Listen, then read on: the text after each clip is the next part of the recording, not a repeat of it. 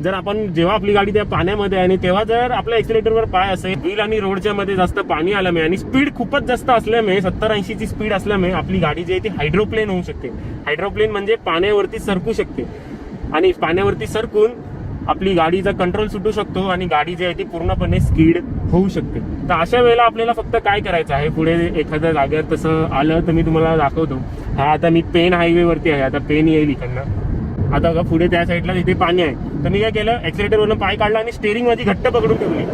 का तर गाडी जी आहे ती फिरू नये. बघितला, गाडी जी आहे ती थोडीशी हे झाली, जर मी स्टेअरिंग सहील सोडली असती तर गाडी जी आहे ती पूर्णपणे सरकली असती. आता तुम्हाला लाईव्ह एक्झाम्पल दिसला असेल, आणि जर माझा एक्सिलेटरवर पाय असतं तर गाडी अजून जास्त स्पीड झाली असती, कारण की व्हील जेव्हा पॉवर येत असती आणि व्हीलनी जी आहे ती गाडीला फिरवली असती.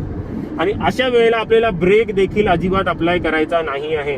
आता तुम्हाला दिसतंय पुढे पाणी आहे, तर अशा वेळेला हडबडीमध्ये जोरात ब्रेक अप्लाय करायचा नाही, रिस्की असतं. ब्रेक जो आहे तो लवकर आपल्याला लागत नाही आणि त्याच्यामुळे देखील गाडी स्किड होते, कारण की ट्रॅक्शन मिळत नाही ब्रेक्सला.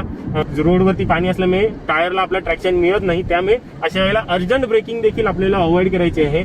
जोरात देखील ब्रेक दाबायचा नाही आहे. फक्त काय करायचं आहे, एक्सिलेटरवरनं पाय काढायचा आहे आणि स्टीअरिंग जी आहे ती घट्ट पकडून ठेवायची आहे.